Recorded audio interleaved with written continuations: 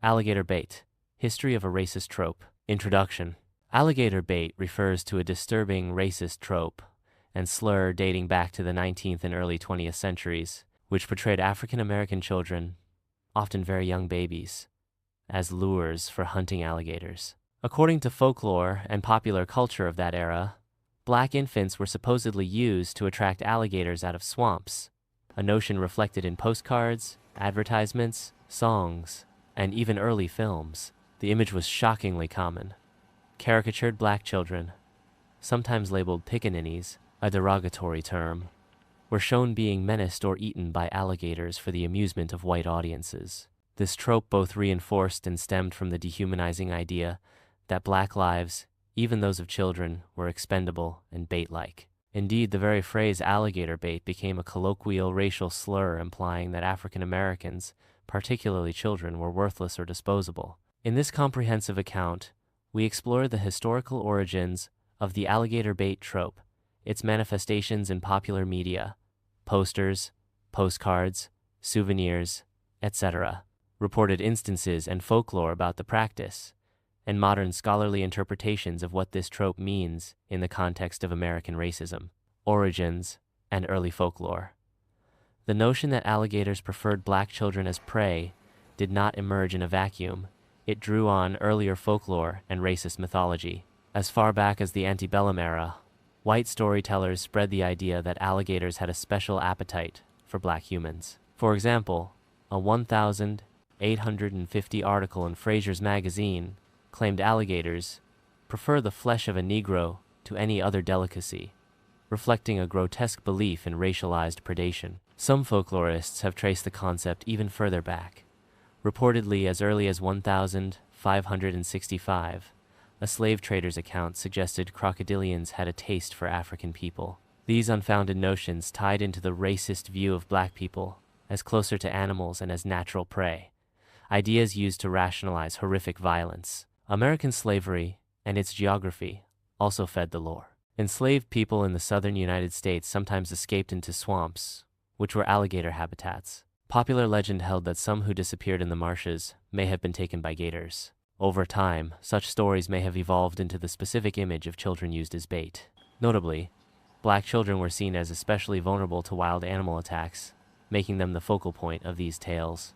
One scholar suggests the association of African crocodiles with African people in colonial imagination also contributed, essentially transferring fears of African reptiles onto black bodies in America. By the late 19th century, the idea had crystallized into a pernicious bit of American folklore. Gators love to eat black kids. As folklorist J. Mechling observed, a common white folk belief was that alligators have a preference for blacks as a food source, an idea passed along for generations. Crucially, these stories were overwhelmingly told by white narrators. Modern researcher Patricia Turner noted that in 19th and 20th century black folklore collections, there are no equivalent tales of infants used as bait. The motif appears only in white narratives. In many of these tales, white storytellers even lumped Negroes and dogs together as creatures allegedly feared or eaten by alligators, underscoring how deeply dehumanizing the trope was. The absence of this lore in black communities' own oral histories suggests that alligator bait was largely also a racist fantasy or intimidation tactic in genuine memory passed down among all people, including African Americans. As we'll see, however, this fantasy found a willing audience in the white public, who propagated it through media and merchandise. Racist imagery in popular culture. By the late 1800s and early 1900s, the alligator bait caricature became widespread in American popular culture, leaving a sickening paper trail of postcards, sheet music, toys, and trinkets. These images usually featured one or more black children in peril near a swamp or water's edge, with hungry alligators lurking. Often the children were drawn with the stereotypical features of the pickaninny caricature: wide eyes, grinning mouths, and minimal clothing, sometimes naked or nearly so. Such depictions presented black kids as comical, animal-like prey, unsupervised and dispensable, as one analysis put it. Historian Wilma King described how these images devalued black children's lives so completely that entrepreneurs advertised them as dainty morsels, free lunch, or alligator bait, for carnivorous reptiles. In short, the trope's visual language was about portraying black youth as inhuman creatures that naturally belong in an alligator's jaws. Postcards. Dozens of postcard designs from the early 1900s explicitly used the alligator bait theme. These were part of a larger genre of viciously racist ephemera known as coon cards. In one common postcard scenario, black toddlers sit innocently by a pond while an alligator sneaks up, sometimes with captions like "Alligator Bait, Florida" printed on the card. The Smithsonian's collections include a 1,921 postcard, published by Kurt Teichko, titled 40 Alligator Bait, showing 4 black infants on a shore as an alligator approaches. Another grotesque example from the 1930s shows an alligator clamping a black child in its jaws, alongside a racist rhyme. "Have you met the Florida gator? He is the champion Negro hater. His favorite morsel is Negro meat." Such postcards were not isolated to the Deep South. They circulated nationally as humor. In fact, postcards featuring alligators eating or chasing black people remained common through the 1940s and into the 1950s. Advertising and souvenirs. The trope found its way into advertising imagery and novelty items as well. Cigar boxes and sheet music covers were printed with cartoons of alligators pursuing black children. The theme even hit early cinema. In 1900, the American Mutoscope and Biograph Company released 2 short films, The Gator and The Pickaninny and Alligator Bait. One film showed a black man chopping open an alligator to rescue a swallowed boy, and the other depicted a little colored baby tied as bait until a hunter saves the day. The very popularity of the idea spawned macabre trinkets. For instance, souvenir letter openers shaped like alligators were made, some equipped with tiny black baby figures that could be placed in the gator's mouth. In 1917, even the New York Times noted a trend in toys. It reported that with rising demand for black baby dolls, a model called the Alligator Bait doll was expected to have a big run. This indicates how normalized the trope had become in consumer culture. Perhaps the most successful and shocking piece of alligator bait memorabilia was a photographic collage produced in 1897 by McCrary Branson of Knoxville. It featured 9 African-American babies sitting on a fake bayou shore, and it was plainly titled Alligator Bait. According to contemporary reports, the title was chosen via a local contest. A hardware store employee proposed the name, winning a cash prize. The grotesque image sold extremely well. By 1,911, 0 copies had been purchased, netting the publishers around 50, the equivalent of nearly 190 today. One newspaper later recalled the photo hanging in a shop meant to elicit amused appreciation.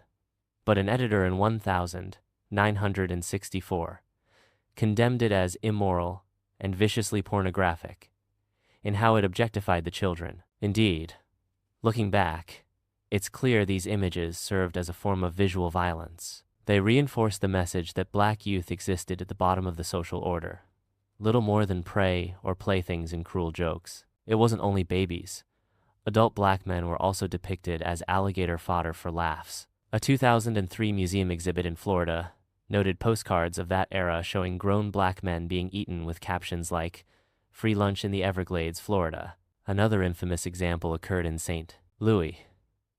During the city's Veiled Prophet Parade of 1902, a float entitled Plantation Life in Louisiana featured a monstrous alligator swallowing a fat pickaninny as part of the spectacle. Crowds treated it as light entertainment. Thus, from everyday postcards to public parades, the alligator bait image was woven into the fabric of American racism. It graphically asserted that black people, even children, were subhuman, and their suffering was comedic. As one commentator observed, these jokes and celebrations, however fictional, had a very real effect. They normalized extreme violence against African Americans as something trivial or even funny. Alligator bait incidents and urban alligator bait incidents in urban legends. With such imagery pervasively, it is natural to ask, who actually did this? Were black children literally used to bait alligators? Who was responsible for this madness? And why was it popular at all to do it? Fact or fiction? The truth is yes. While there is conclusive evidence that this was a common practice, there are a handful of historical reports, some possibly describing the tactic. These reports, circulated in newspapers and magazines, have fueled a long-standing debate about the trope's reality. Early reports and rumors. One of the earliest references appeared in the late 19th century, not in the US, but in the British Empire. Between the 1880s and 1910s, Western newspapers repeated a story out of colonial Ceylon, Sri Lanka, advertising, "Babies wanted for crocodile bait will be returned alive." The Roanoke Times in 1890 described this supposedly common practice in Ceylon, painting it as a harmless way for local mothers to earn a small consideration by letting their dark brown infants be used to lure crocodiles, with assurance the babies would be returned unharmed. These sensational Ceylon stories, and similar tales from India or Africa, likely traveled across the Atlantic and added credibility to the idea. By the 1890s, American papers were also printing tall tales of reptile hunting in exotic lands using native infants as bait, priming readers to believe it could happen closer to home. Florida tales. The most infamous incidents come from Florida in the 1900s, logically so, as Florida's Everglades were alligator country. In 1923, a story by journalist T.W. Villiers ran in papers like the Oakland Tribune with a shocking headline, "Pickaninny bait lures voracious gator to death, and mother gets her baby back in perfect condition." Also, too, Villiers described in detail how black babies were used to attract alligators in Chipley, Florida. According to his account, hunters would place a baby near the water's edge while they hid nearby with rifles. When a big alligator emerged, jeopardizing every hope of life for the live baby, the hunters would shoot the creature at the last moment. Mothers were allegedly paid $2 for each use of their child, and the article bizarrely insisted the practice was perfectly safe. The infants were retrieved alive and whole, wet and laughing, with nothing terrible about it, except the alligator's death. The story even claimed alligators had a special preference for black babies, far more refreshing, as it were, than white ones. In essence, Villiers painted a picture of a mutually beneficial arrangement: content black infants, happy mothers earning money, and successful gator hunters, a narrative clearly aimed at minimizing the horror. This sensational report did not go unchallenged. Time magazine picked up the story in 1923, only to publish a rebuttal from the local Chamber of Commerce in Chipley. The chamber indignantly branded the account a silly lie, false and absurd, denying that such a thing had ever occurred. It's easy to see why Florida's booster. This sensational report did not go unchallenged. Time magazine picked up the story in 1923, only to publish a rebuttal from the local Chamber of Commerce in Chipley. The chamber indignantly branded the account a silly lie, false and absurd, denying that such a thing had ever occurred. It's easy to see why Florida's boosters were concerned. The tale was a public relations nightmare, suggesting grotesque barbarity in their community. Indeed, Florida officials had already been battling the imagery. In 1919, the Florida Department of Agriculture publicly condemned the use of alligators waiting for pickaninnies in tourism postcards and ads, calling it destructive advertising that hurt the state's image. They urged chambers of commerce to stop selling such postcards. This indicates that by the 1910s, Florida's authorities were well aware of the trope's prevalence and were keen to distance reality from the racist fiction. Notably, condemning the advertising was not the same as condemning the underlying racist message. It was more about damage control for Florida's reputation. Other media coverage. The 1923 Chipley story wasn't the only mention. Time and Villiers aside, numerous periodicals around the 1900s referenced or joked about alligator bait.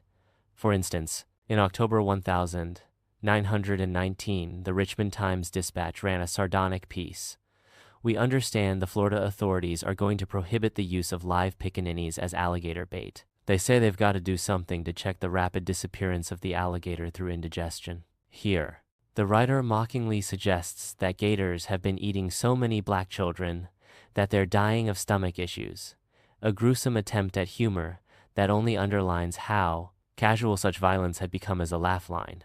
Likewise, a Minnesota newspaper in 1922 previewed a county fair's fireworks show that would include a pyrotechnic scene of an alligator chasing a fleeing black child. And going back to 1908, the Washington Times ran an article titled "Bait's Alligators with Pickaninnies," describing an incident at the New York Zoological Gardens, the Bronx Zoo. In that report, a zookeeper supposedly pressed into service 2 little black children who happened to be visiting, using them to coax 25 alligators and crocodiles out of their winter enclosures for the summer season. The children ran, and the reptiles gave chase, amusing the crowd and luring the gators into a new tank. The article matter-of-factly noted the keeper's belief that alligators had an Epicurean fondness for the black man, and chillingly, it did not imply any outrage or punishment for this stunt. In 166 words, the newspaper treated using black children as live bait as an acceptable, if curious, zoo procedure. Reality versus myth.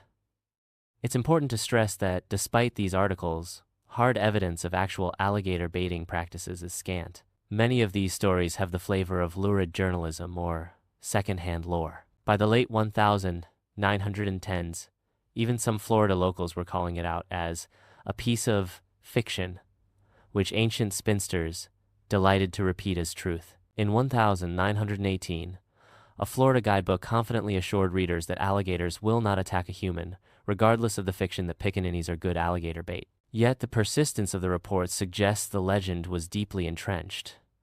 Modern investigations have combed through the historical record for proof. A thorough Snopes review in 2017 was unable to find any meaningful evidence that babies were actually used this way, concluding that the trope was likely an urban legend, and pointing out that it's impossible to prove a negative. Patricia Turner, who extensively researched the topic, told Snopes she believes it likely never did happen in reality. However, scholars like Franklin Hughes of the Jim Crow Museum note that, given the boundless brutality of racism in U.S. history, one cannot preclude the possibility that such atrocities occasionally occurred. Hughes argues that because numerous Gilded Age newspapers casually mention the practice, it may have been based on some real events, though certainly not widespread or routine. In other words, if white supremacists could imagine it, there's a chance someone actually attempted it. Indeed, a few additional bits of evidence hint that the legend might have been inspired by real incidents. A memoir by H.L. Mencken in 1936 recounts a Florida hunter's offhand advice not to be upset by the use of Negro babies as bait during alligator hunts. And an 1886 report from Decatur, Illinois, told of a black man who supposedly volunteered to act as gator bait for 50 cents, albeit this reads like a tall tale. In sum, no archival record confirms a specific verified case of a child being killed as alligator bait, but the idea was prevalent enough that multiple people wrote about it, joked about it, and possibly even tried it on occasion. As one recent analysis concludes, whether or not the alligator bait stories were all literally true, the countless images and writings about them are a genuine reflection of how African Americans were dehumanized. The trope's cultural truth that many white Americans viewed black children as less than human is indisputable, regardless of the literal truth of the hunting lore. Alligator bait as a slur, and in language beyond imagery and alleged hunting practices, alligator bait also lived on as a cruel figure of speech. In the American vernacular of the early 20th century, this phrase became a derogatory nickname for black people, particularly for black children, implying they were small, insignificant, and fit to be fed to beasts. Southern whites would taunt black children as alligator bait, essentially equating them with live bait on a fishing line. The term's usage is well documented in newspapers of the era. For example, a 1905 Georgia newspaper sneeringly wrote, "The bench-legged pickaninny, once so attractive as alligator bait, is now tenderly nurtured," when discussing the changing value of black labor after slavery. In 1908, the Los Angeles Herald reported on a boxing match where one fighter was derided as alligator bait. That same decade, the Richmond Times-Dispatch twice used alligator bait in reference to African Americans, once in 1898 to describe the small size of a black bootblack boy, and again in 1905 referring to two black men who stole lead. Even the New York Times got in on the act, as noted, by casually naming a type of black doll, the alligator bait, in a toys review. The slur persisted into the mid-20th century. In the 1940s, a swing jazz song called Ugly Chili, performed by George Brunies, included the lyric, "Oh, how I hate you, you alligator bait, you," as part of a comedic rant. And incredibly, the slur cropped up in professional sports. Legendary black pitcher Bob Gibson recalled that in 1960s Georgia, a white heckler used to call him alligator bait from the stands. Gibson later learned that locals claimed such slurs were rooted in truth. They told him, Negro youngsters had once been used in swamps to lure gators near Columbus, Georgia. A local white newspaper editor angrily dismissed this, saying it was a myth and implying Gibson was naive for believing such fantastic tales. The mere fact that alligator bait was used as an insult underscores how normalized the trope had become. To call a black child gator bait was to say, "You are expendable. Your only use is to be thrown to the alligators." It combined racial contempt with a threat of violence. Little wonder that in Harlem, according to one blog source, the term alligator bait in early 20th century slang specifically referred to black children newly arrived from Florida, suggesting that even in the black community, there was a grim awareness of how Southern whites spoke about black kids. Modern scholarly analysis and interpretation scholars and cultural critics have examined the alligator bait trope to unpack its deeper meanings in American racism. Many see it as more than a mere stereotype or tall tale, rather as an embodiment of violent desires and social control, dehumanization and wishful violence. Patricia A. Turner, a professor of African American studies, argues that the insistent repetition of the alligator bait motif with half-clothed black children in mortal peril was a form of wish-casting by those disseminating it. In Turner's view, these images and stories were a way for whites to imagine and advocate the eradication of an unwanted people. The alligator in these scenarios becomes an instrument of genocide by proxy, an accomplice in an effort to eradicate, or at least intimidate, the black population. This chilling interpretation suggests that the postcards and jokes weren't innocuous at all. They were fantasies of violence, reflecting a desire to literally feed black children to animals. The fact that these were sold as light entertainment doesn't negate the underlying message. Similarly, English professor Claudia Slate draws an analogy between the fear instilled by the gator bait trope and that of lynching. She notes that in the Jim Crow South, containment of African Americans was a top priority for Southern whites, and instilling fear, whether by actual ropes or imagined reptile attacks, served this purpose. From this perspective, the alligator bait stories functioned like a terroristic warning. Stay in your place, or this is what could happen to your children. Even if not literally carried out, the idea itself could terrorize black families and amuse whites who wielded power, psychological, and sexual subtexts. Other analysts have pointed out additional layers. Jay Mechling, an American studies scholar, has written about how alligators in folklore carry symbolic weight. He suggests that white storytellers imbued alligators with a role in racial and gender domination. According to Mechling, the lurid image of a reptile devouring a human can have a sexual and emasculating subtext. He argues that in cultural narratives, alligatorness is sometimes used to symbolically emasculate both African American and Native American men. The idea of a powerful gator, often coded as male, consuming a black man or boy could subconsciously represent white fears of black masculinity and a desire to neutralize it. While this interpretation is more abstract, it highlights how even a bizarre trope like this can tie into broader anxieties about race, sex, and power. On a more straightforward level, the trope clearly communicates that black children's lives were viewed as having little value. This is in direct contrast to the normative view that all children are precious. Modern commentators have noted this contrast. For instance, reflecting on a tragic alligator attack on a white child in Florida in 2016, writer Dominique Foxworth asked readers to imagine an America when a child's life was so insignificant that he was intentionally put into the pen of a dangerous animal, and then pointed out that such an America did exist for black children under Jim Crow. In that society, a black child's life was, in the racist mind, literally bait. Myth versus reality in teaching history. Contemporary scholars also grapple with how to present this history. There is debate even among experts about emphasizing the tropes factual, some being true, some being false. Uncertainty versus its clear cultural significance. Turner maintains that as of today, the practice was real. In some cases, and cautions educators to be clear about that. She lauds efforts to educate about racism, but insists it must be rooted in historical accuracy, warning against presenting all of the legend as unquestioned fact. On the other hand, the Jim Crow Museum's Franklin Hughes acknowledges the practice was not widespread, yet he believes, based on the volume of period accounts, that it likely occurred occasionally.